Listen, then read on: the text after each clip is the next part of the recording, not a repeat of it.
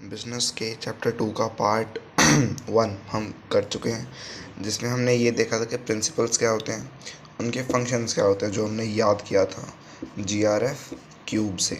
ठीक है, उसके बाद हमने देखा था उनकी इम्पोर्टेंस क्या होती है। ठीक है, अब हम करने वाले हैं पार्ट 2, जिसमें हम एक दर्जी के बारे में पढ़ेंगे। इंग्लिश में भाई को टेलर बोलते हैं। ठीक है, इस टेलर ने क्या किया था, साइंटिफिक मैनेजमेंट के कुछ टेक्निक दी थी, 4 टेक्निक और कुछ प्रिंसिपल्स दिए थे। ठीक है, अभी हम इनके बारे में पढ़ने वाले हैं। फिर इस चैप्टर का एक और पार्ट बनेगा, the last and the most important part. ठीक है, अब हमें सबसे पहले क्या देखना है, व्हाट इज़ साइंटिफिक मैनेजमेंट। फिर उसकी टेक्निक्स देखेंगे, टेलर ने क्या टेक्निक दी। फिर हम उसके प्रिंसिपल्स देखेंगे, टेलर ने क्या प्रिंसिपल्स दिए। ठीक है, तो भाई ये है वो भाई जिनके बारे में बोल रहा था। पूरा नाम है फ्रेडरिक विंस्लो टेलर। ठीक है, टेलर से याद रखेंगे, कोई मुश्किल नहीं है।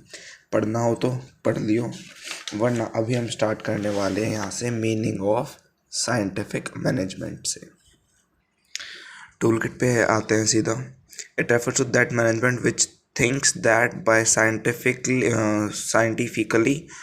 scientifically analyzing work it would be possible to find one best way to do it। ठीक है, देख साइंटिफिक मैनेजमेंट क्या होता है। ये एक ऐसी मैनेजमेंट है कि उसमें हम ढूंढते हैं कि अगर हम किसी चीज़ को साइंटिफिक तरीके से करें तो वही बेस्ट होगा। ठीक है, इसमें इस मैनेजमेंट टाइप में हम ये देखते हैं कि अगर कोई साइंटिफिक वे हमें मिल रहा है तो हम उसी को अपना प्रायर प्रेफरेंस देंगे। ठीक है, इसके बाद क्या होता है, सबसे पहले हम पढ़ेंगे इसके प्रिंसिपल्स ऑफ साइंटिफिक मैनेजमेंट। क्या प्रिंसिपल्स हैं, सिर्फ 4 प्रिंसिपल्स दिए हैं टेलर भैया ने। क्या क्या, science not rule of thumb, harmony not Discord, cooperation not individualism and development of each and every person. ठीक है, देखो सबसे पहले हम पढ़ते हैं science not rule of thumb. देखो इसे पढ़ने के लिए हमें 2 चीज़ों का पता होना चाहिए, साइंस क्या होती है और रूल ऑफ थंब क्या होता है। ठीक है, साइंस एक ऐसा सब्जेक्ट है जिसमें कुछ रूल्स होते हैं, कुछ पक्के रूल्स, कुछ रिजिड या फिर कांस्टेंट रूल्स। और रूल ऑफ थंब भी ऐसा ही है कि अगर हम इस साइड घूमें, जो हमने 10th में पढ़ा था राइट हैंड थंब रूल, ठीक है, वो भी एक चीज़ को बिल्कुल परफेक्टली डिस्क्राइब करता है। ठीक है, तो इस पॉइंट में, इस प्रिंसिपल में हम पढ़ने क्या वाले हैं।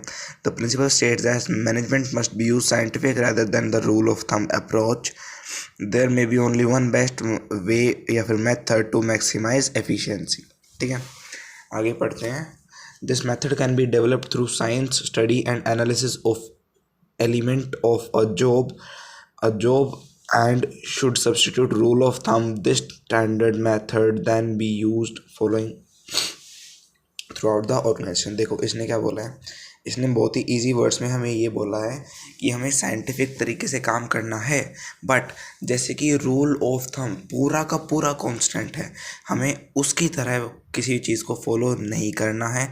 हमें क्या करना है, देखो कुछ ये जो हमारे प्रिंसिपल्स हैं रिजिड होंगे, बिल्कुल होंगे। हमारे मैनेजमेंट के रूल्स हैं रिजिड या फिर कांस्टेंट होंगे, बिल्कुल होंगे, स्टैटिक होंगे, बट वो एट अ टाइम चेंज हो सकते हैं। बट जो हमारा राइट हैंड थंब रूल था वो बिल्कुल भी चेंज नहीं हो सकता था। तो हमें उसकी तरह नहीं बनना, हमें एक ऐसा पेड़ बनना है जो टाइम आने पे झुक सके। ठीक है, मतलब विच कैन चेंज इटसेल्फ। ठीक है, आगे हम पढ़ते हैं हार्मनी नॉट डिस्कॉर्ड। इसमें हार्मनी क्या है, डिस्कॉर्ड क्या है। हार्मनी होता है प्यार प्रेम से रहना। अगर हमें मैनेजमेंट को सफल करना है तो ऑर्गेनाइजेशन में हर एक बंदे को आपस में हार्मनी मेंटेन करके रखनी होगी। ठीक है, this principle emphasizes that there should be complete harmony between management and the workers. आपस में वर्कर्स की और साथ ही साथ मैनेजमेंट की, वो वर्कर के साथ हार्मनी होनी चाहिए। This requires mental revolution on the part of both management and workers. Both management and the workers should transform there thinking. ठीक है, देखो इसने क्या बोला, इस सेकंड लाइन ने ये बोला कि दोनों को अपना माइंडसेट चेंज करना पड़ेगा। वर्कर्स ये ना माने कि वो बड़े आदमी हैं, हम उनसे बात कैसे करेंगे, और मैनेजमेंट ये ना माने कि हम वर्कर से बात क्यों करें। दोनों आपस में सलाह मशवरा करेंगे, प्यार प्रेम से रहेंगे, तभी ऑर्गेनाइजेशन फ्लरिश करेगी। ठीक है। वर्क कल्चर रिक्वायर्ड और जापानीज़ वर्क कल्चर, इसमें हमें बताया गया है कि जापानीज़ बंदे कैसे काम करते हैं और काम होना कैसे चाहिए। तो पहले पढ़ते हैं जापानीज़ का। It is a classic example of such situation in the Japanese companies paternalistic style of management is in practice. There is complete openness between the management and the workers. If all go on a strike, they wear a black badge but work more than normal working hours to gain the sympathy of the management. देखो इसने क्या बोला कि Japan में अगर workers को strike पे जाना होता है तो वो एक ब्लैक बैज पहन के और जितना वो काम करते हैं ना वो उससे ज़्यादा काम करना चालू कर देते हैं। क्यों? ताकि उन्हें अटेंशन और सिंपैथी मिले, किसकी? मैनेजमेंट की। अब वर्क कल्चर रिक्वायर्ड में क्या लिखा है? Management should share gain of the company if any with the workers, and workers should work hard and be willing to embrace change for the good of the company. ऐसा नहीं है कि Japanese work culture हमारा ख़राब है, but जैसा होना चाहिए वैसा इन्होंने बताया है कि मैनेजमेंट वर्कर्स की चिंता करें और वर्कर्स ऑर्गेनाइजेशन के काम की चिंता करें। तीसरा पढ़ते हैं हम कोऑपरेशन नॉट इंडिविजुअल। कोऑपरेशन का मीनिंग क्या होता है? इसका मीनिंग होता है साथ में काम करना। ठीक है, एक कोऑपरेटिव बनाना, एक संगठन बनाना। इंडिविजुअलिज्म क्या होता है कि हम सिर्फ अकेले काम कर रहे हैं। ठीक है, तो हमें अकेले काम नहीं करना, हमें अपना ग्रुप बना के काम करना। ठीक है, this principal states that competition should be replaced by cooperation. हम अगर अकेले काम करेंगे तो दूसरे वर्कर से हम क्या करेंगे? कंपटीशन करेंगे। वो हमें नहीं करना है, हमें क्या करना है? कोऑपरेशन करना है, साथ में काम करना है। ठीक है, ये लाइन अच्छी है। हमें कंपटीशन नहीं, कोऑपरेशन करना है। ठीक है, for this management should happily accept the constructive suggestions made by the employees and should be rewarded for the same and worker should digest. ठीक है, देखो क्या बोला मैंने, ये तो बता दिया कि अगर आपस में वर्कर्स हैं, जैसे आपस में अगर कंपटीशन करेंगे तो उनका काम नहीं चलने वाला, कोऑपरेशन में आएंगे तो ठीक रहेगा। बट मैनेजमेंट और वर्कर्स के बीच में भी तो एक कंपटीशन होता है। कैसा कंपटीशन? मैनेजमेंट उनकी बात नहीं मानती, वो अपना काम वो करते रहते हैं, तो उससे ऑर्गेनाइजेशन फ्लरिश नहीं करती। तो इसमें क्या बोला है? मैनेजमेंट को एम्प्लॉयज़ के सजेशन सुनने चाहिए, मानने चाहिए। ठीक है, अगर अच्छे सजेशन है उनके लिए उन्हें रिवार्ड देना चाहिए। एम्प्लॉयज़ को भी कुछ ज़्यादा मतलब जितना वो कर रहे हैं सिर्फ उतने की उम्मीद रखनी चाहिए, कुछ एक्स्ट्रा उन्हें भी नहीं मांगना चाहिए। तो अब उनका काम अच्छे से प्यार प्रेम से साथ में चलता रहेगा। ठीक है, टेलर ने क्या बोला? According to him there should be all and almost equal division of work and responsibility between workers and the management. Workers और मैनेजमेंट के बीच में इक्वल वर्क लोड होना चाहिए। ठीक है, उसके बाद हम पढ़ेंगे हार्मनी नॉट डिस्कॉर्ड और कोऑपरेशन नॉट इंडिविजुअल का difference.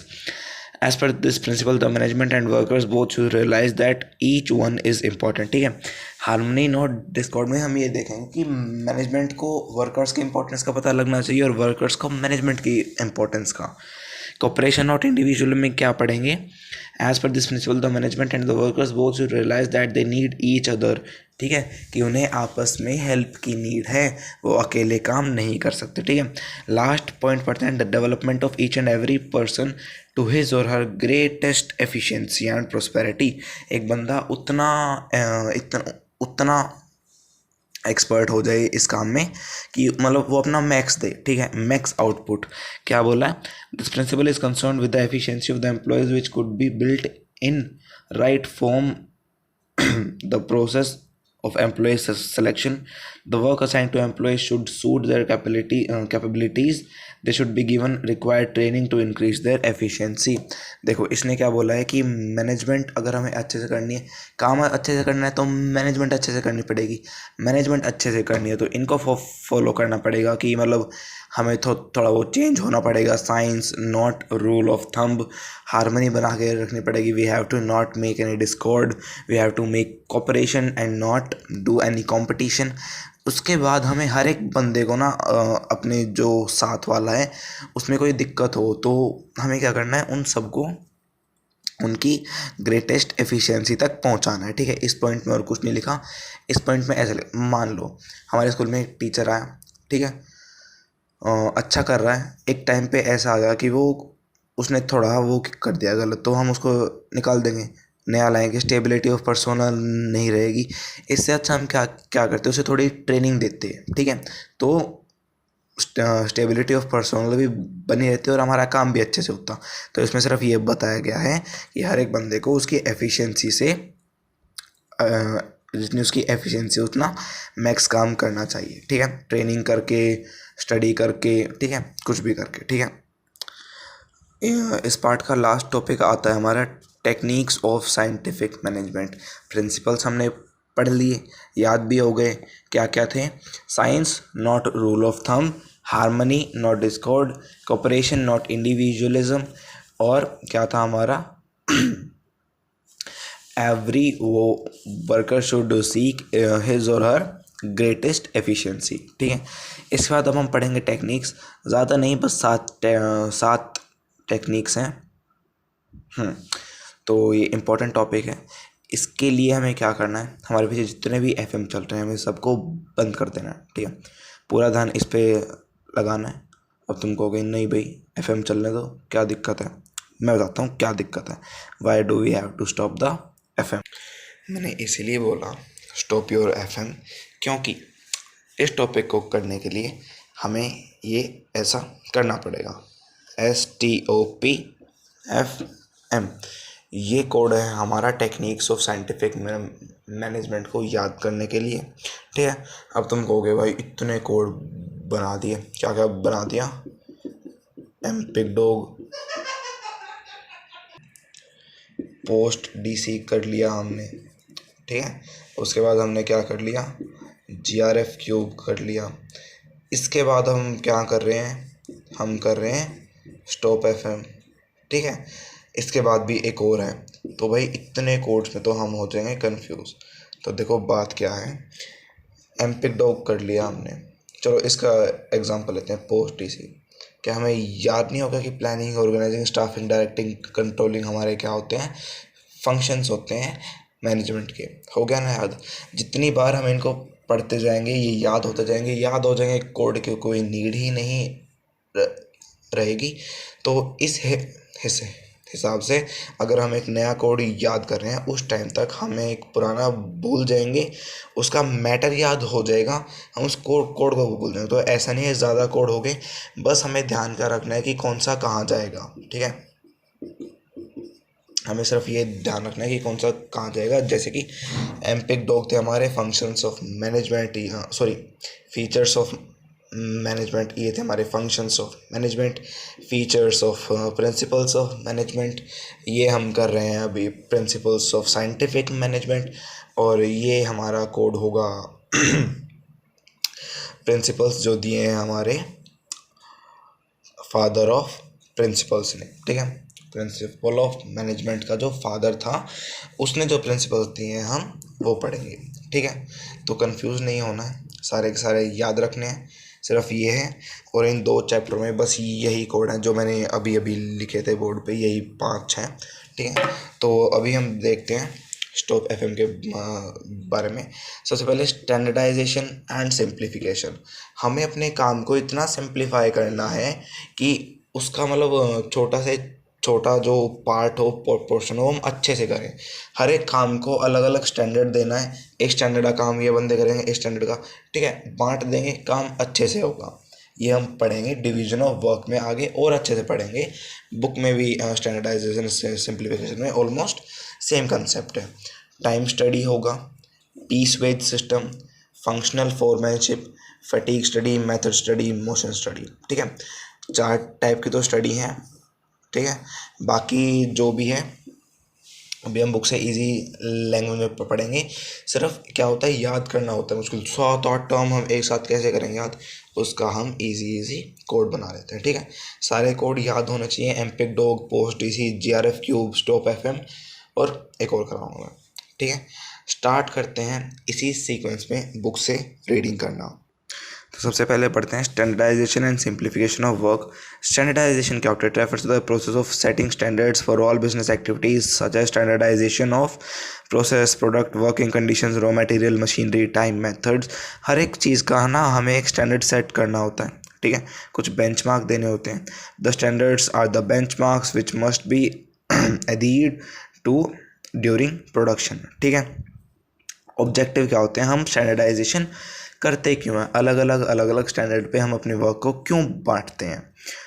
To reduce given line of product of fixed type, size and characteristics, to establish interchangeability of manufactured parts and products, to establish standards of excellence and quality in material, to establish standards of performance of men and machines। देखो क्या होता है, एक ऐसा concept है division of work, उसकी तरह ये सेम से हैं तो थोड़े से दोनों क्या बोलते हैं कि अगर हम काम को बांट देंगे अलग अलग स्टैंडर्ड्स में, एक टाइप के काम को एक बंदे को दे दिया, दूसरे टाइप के काम को दूसरे बंदे को दे दिया। अब क्या है, जैसे हमारा 12th क्लास है, ठीक है, दो सब्जेक्ट पढ़ा रहे हैं सर, एक बिजनेस पढ़ा रहा है कोई और, इंग्लिश पढ़ा रहा है कोई और।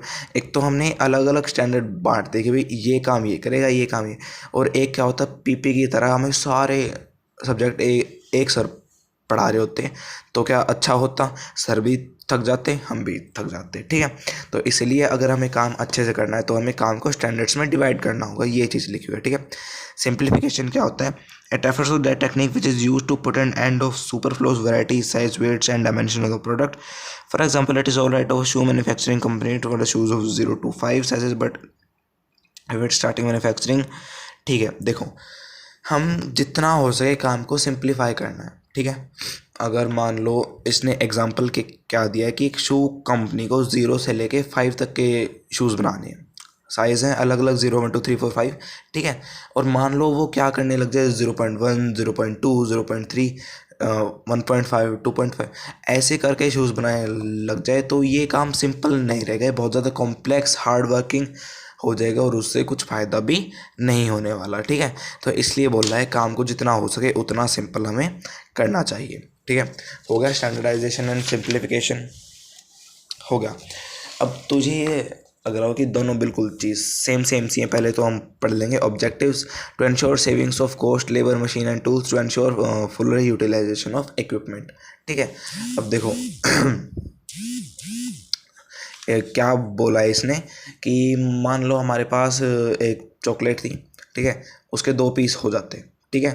और हमने क्या किया, एक टाइम पे तो हमने कर लिए 2 पीस, एक और एक, ठीक है, वो हो गया हमारा सिंप्लीफिकेशन। एक टाइम पे हम क्या करें, 1.5 का 1 पीस बना लिया, आधे का 1 पीस, उसमें क्या होगा हमारा आधे वाला वेस्ट हो जाएगा, ठीक है, तो हम उसे इक्वली बांट नहीं पाएंगे। तो इसलिए क्या बोला इसने, सिंप्लीफिकेशन करना होता है हमें। और अब इन दोनों में हम डिफरेंस पढ़ते हैं, सिंप्लीफिकेशन में स्टैंडर्डाइजेशन में। डिफरेंस में क्या लिखा है, सॉरी, डिफरेंस में क्या लिखा है, simplification aims at eliminating superfluous variety size and dimensions while standardisation implies devising new varieties instead of existing ones. Simplification क्या होता है, जितनी वैरायटी हैं उन्हीं में चीज़ों को बांट देता है। स्टैंडर्डाइजेशन क्या क्या करता है, नए नए स्टैंडर्ड्स नई नई वैरायटी बनाता है, ठीक है। टॉप एफएम में स्टैंडर्डाइजेशन एंड सिंप्लीफिकेशन के बाद था हमारा टाइम स्टडी, ठीक है। टाइम स्टडी है हमारा यहाँ पे, ठीक है, ये पढ़ते हैं। It refers to determining the standard time required to complete a well defined job. The standard time the standard time is fixed for the whole of the task by taking several readings, and time measuring devices are used for each element of task, ठीक है। कुछ नहीं है इसमें, जैसे इसका नाम है टाइम स्टडी, हमें सिर्फ क्या करना है, टाइम को स्टडी करना है कि ये काम करने में हमें कितना टाइम लगा, अगर हम इसके ऐसे ऐसे 3 काम करेंगे तो कितना टाइम लगेगा, टाइम वेस्ट हो रहा है या नहीं हो रहा, हमारा वर्क एफिशिएंटली हो रहा है नहीं। टाइम स्टडी में हम सिर्फ टाइम को देखते हैं कि हमारा वर्क कितने टाइम में हो रहा है, ठीक है, सबसे ईजी था ये। इसके बाद हमारा पीस वेज सिस्टम, नाम क्या है इसका, डिफरेंशियल पीस वेज सिस्टम। यहाँ से पढ़ते हैं। It refers to that technique of scientific management which differentiates between efficient and inefficient workers. देखो ये प्रिंसिपल क्या बोलता है, ये टेक्निक पता है किस चीज़ की है, कि कुछ साइंटिफिक, देखो टेक्निक है साइंटिफिक मैनेजमेंट की, ठीक है। उसमें क्या होता है, साइंस में होते हैं एक्सपेरिमेंट्स, ठीक है। तो ये टेक्निक्स ऐसी हैं कि जिन्होंने एक्सपेरिमेंट करके देखा है कि ऐसा करने से हमारा काम अच्छा होगा। तो एक एक्सपेरिमेंट ये था कि एक भाई बंदा अच्छा काम कर रहा था, उसको हमने क्या किया, उसकी वेज में हमने थोड़ा डिफरेंस कर दिया दूसरे बंदे की वेज से जो ख़राब काम कर रहा था, ठीक है। उसकी वेज हमने ज़्यादा कर दी जो अच्छा कर रहा था, जो ख़राब कर रहा था उसकी वेज हमने कम कर दी, उसको कम पैसा देना चालू कर दिया। ये हमने क्या किया, एक एक्सपेरिमेंट किया। उसका आउटपुट क्या है, जो अच्छा कर रहा था ना उसको और ज़्यादा पैसे मिले, तो उसने सोचा मैं और अच्छा करूँगा, मुझे और ज़्यादा पैसे मिलेंगे। उसने अच्छा काम करना चालू कर दिया। जिसने ख़राब किया था, जिसको कम पैसे मिले थे, वो क्या सोचेगा, देख भाई मुझे कम मिले हैं, अगर मैं अच्छा करूँगा तो ही मैं ज़्यादा कमा पाऊँगा, तो वो भी अच्छा करेगा। तो ऐसे करके अगर हम उनका बंदों का डिफरेंस वेज देंगे उन्हें, ये वाला सिस्टम अप्लाई करेंगे तो हमारा काम एफिशिएंटली होगा, ठीक है। एफिशिएंट वर्कर्स और इनएफिशिएंट वर्कर्स में ये हम वो करते हैं, वेज अलग अलग हिसाब से बांटते हैं, ठीक है। आगे समझ। Differential piece wage system is a technique which differentiate between efficient and less efficient workers. ये डिफरेंशिएट करता है एफिशिएंट और इनएफिशिएंट वर्कर्स को। इनएफिशिएंट या फिर लेस एफिशिएंट एक ही बात है, ठीक है। It rewards the efficient workers and motivates the less efficient ones to improve their efficiency. जो ज़्यादा एफिशिएंट है, एफिशिएंट वर्कर को क्या क्या करता है, रिवॉर्ड देता है, यानी कि सैलरी बढ़ा देता है, और मोटिवेट करता है दूसरे वाले को कि वो भी अच्छा काम करेगा तो उसे भी ज़्यादा सैलरी मिलेगी, ठीक है। इसके बाद आते हैं हम फंक्शनल फोरमैनशिप पे, ठीक है। देखो फंक्शनल फोरमैनशिप क्या बोलता है। It refers to that technique of scientific management which makes possible the full utilization of the principle of specialization, ठीक है। ठीक है भाई, आ गया समझ। और पढ़ते हैं। Taylor has propounded the functional foremanship. This form of organization is totally based on the principle of specialization and makes full utilization of the experience. कुछ नहीं है, मैंने बताया था कि अगर हम अलग अलग बंदे में एक एक काम बांट देंगे, अब जैसे मणिकांत सर हैं, हमें पढ़ा रहे हैं वो इको और अकाउंट्स, तो उनका स्पेशलाइजेशन इको में है। अगर हम उन्हें आता है इंग्लिश पढ़ाना आता है, उन्हें हम बोलते हैं भाई इंग्लिश पढ़ाओ, तो पढ़ा पाएंगे नहीं। उनका काम क्या है, उनका फंक्शन क्या है, इको पढ़ाना, अकाउंट्स पढ़ाना, उसमें वो स्पेशलाइज्ड होंगे तो वो काम वो अच्छे से करेंगे। तो ये बोलता है फंक्शनल फोरमैनशिप, ये ऐसी टेक्निक है कि जो बंदा जिस काम में परफेक्ट हो ना, बिल्कुल स्पेशलाइज्ड हो, उससे वही काम कराएं हम, ठीक है। ठीक है भाई, उसके बाद हम पढ़ते हैं फटीग स्टडी। ये बहुत ही अच्छा और इंटरेस्टिंग है, छोटा सा है। It refers to determining the duration and frequency of rest intervals in completing a task. The rest intervals will help one to regain stamina and work with the same capacity. ये क्या बोलता है, देखो fatigue से हमें पता लग गया, फटीग क्या होता है, थकना होता है। अब हम ऐसा काम कैसे करें कि कोई बंदा थके ही ना, ठीक है। देखो जो हम टास्क कर रहे हैं ना, उसके बीच में कुछ हमारे रेस्ट इंटरवल्स होने चाहिए, कुछ ऐसा टाइम पीरियड होना चाहिए जिसमें हम अपना रेस्ट कर सकें, ठीक है। 1 घंटे का टाइम है, बीच में एक घंटे का काम है, बीच में 15 मिनट कर लिया रेस्ट, कोई दिक्कत नहीं। 2 शिफ्ट में अपना काम आराम से कर लेंगे। ये होता है फटीग स्टडी, जिसमें हमें अपनी बॉडी को या फिर वर्कर्स की बॉडी को ना थकने देना, ध्यान में रखना है, ठीक है। इसके बाद आता है हमारा मेथड स्टडी और मोशन स्टडी, ठीक है। जैसा कि हमने टाइम स्टडी और फटीग स्टडी पढ़ा, क्या था, टाइम स्टडी में हमने टाइम पे ध्यान दिया, फटीग स्टडी में हमने फटीग पे ध्यान दिया। मेथड में हम मेथड पे ध्यान देंगे कि हम किस प्रोसेस से क्या कर रहे हैं, ठीक है। It refers to identifying the most suitable way to do a particular activity, ठीक है। हम किस मेथड से वो काम कर रहे हैं, ठीक है। एक तो मुझे पेंसिल का सिक्का टूट गया, मुझे उससे लिखना है, मुझे पेंसिल शार्प करनी है, एक तो मैं शार्पनर का यूज़ करूँ, एक मैं ब्लेड लूँ और पेंसिल को छीलने बैठ जाऊँ, क्या अच्छा रहेगा, शार्पनर से शार्प करूँगा, जल्दी होगा। तो ये बोलता है मेथड स्टडी की, ऐसे मेथड को फॉलो करना चाहिए जो हमारे काम को एफिशिएंटली और इफेक्टिवली करा दे, ठीक है। उसके बाद हमारा आता है मोशन स्टडी, लास्ट हमारा किसमें, स्टॉप एफएम में, ठीक है। स्टॉप एफएम में अब तक हमने क्या पढ़ा, standardisation, simplification, time study, differential piece wage system, functional foremanship, fatigue study and method study. अब हम पढ़ेंगे motion study. It refers to the study of movements like lifting, putting objects, sitting and changing position etcetera which are undertaken while doing a typical job. देखो अब क्या होता है, मान लो bank में 3 लाइन लगी हुई हैं, एक खाता खुलवाने की, एक पैसे जमा कराने की और एक और चीज़ की। क्या एग्जांपल दिया मैंने, एक बैंक में 3 लाइन है, ठीक है, एक खाता खुलवाने की, एक पैसा जमा कराने की और एक और चीज़ की, ठीक है। तो क्या है, तीनों को एक तो 3 अलग अलग बंदे संभाल रहे हैं, ठीक है, बैठ रहे हैं अपना कंप्यूटर में काम कर रहे हैं। दूसरा क्या होगा, एक बंदा एक बार एक लाइन में जा रहा है, फिर दूसरे में जा रहा है, फिर तीसरे में जा रहा है, एक बंदा तीनों को हैंडल कर रहा है, वो उसके लिए मुश्किल होगा। तो ये चीज़ इसमें लिखी गई है कि मोशन स्टडी उनके मूवमेंट्स को स्टडी करता है, ठीक है।